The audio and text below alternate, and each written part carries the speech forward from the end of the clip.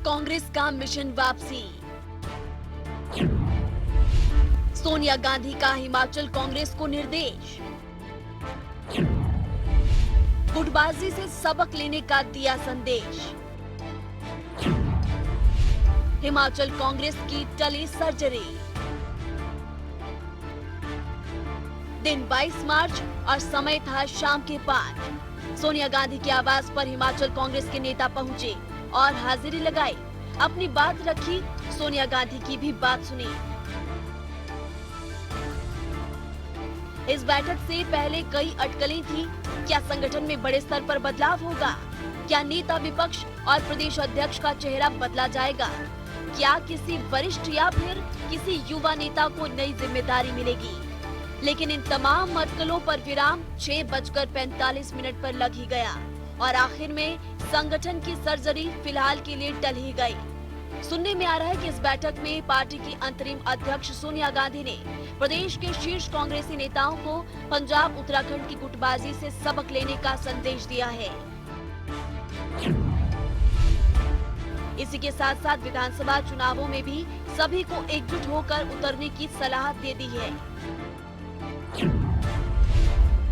साथ ही सहमति ये भी बनी है कि बार बार चुनाव हारने वाले नेताओं के टिकट इस बार काटे जाएंगे।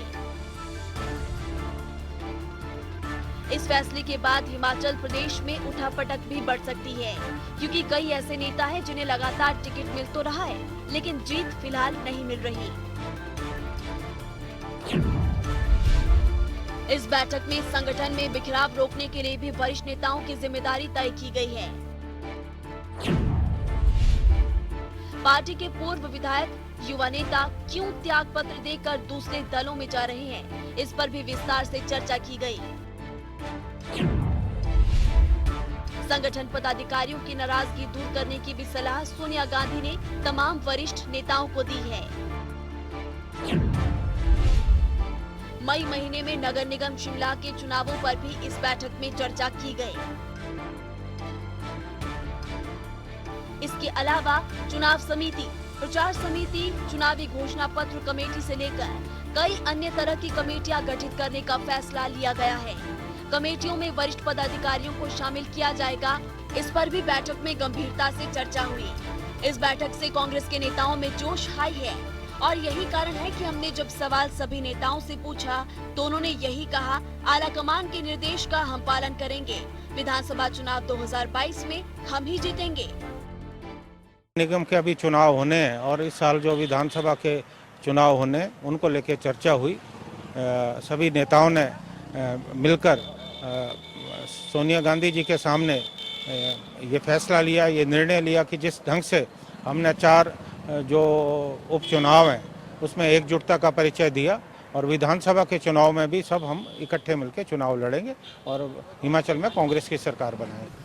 और हिमाचल प्रदेश क्योंकि अब इलेक्शन गोइंग स्टेट है और उसकी क्या स्ट्रेटजीज बननी है, कैसे हमारा रोड मैप क्या है, उसके बारे में शुरुआती डिस्कशंस हुई हैं और बड़ी अच्छी बातचीत हुई है। सभी ने अपना अपना वक्तव्य कहा और सभी ने कहा कि हमारे इलेक्शन ईयर है, कैसा हमने पार्टी को मजबूत करना है और क्या उन्होंने अपने अपने सुझाव देने थे वो मैडम के सामने रखे। और जो आगामी चुनाव है उसमें किस प्रकार की दिशा और दशा तय की जाए, इस दृष्टिकोण से सब वरिष्ठ नेता जो कांग्रेस पार्टी के हिमाचल प्रदेश में है उन सबसे विस्तृत चर्चा की है और चर्चा के बाद हम सब लोगों ने एक रणनीति में यूनाइटेड होकर कांग्रेस पार्टी चुनाव लड़ेगी और पूरी एकजुटता से भारतीय जनता पार्टी की जो जन विरोधी नीतियां उसका मुकाबला करेंगे। अगला चुनाव हिमाचल प्रदेश में विधानसभा का होना है।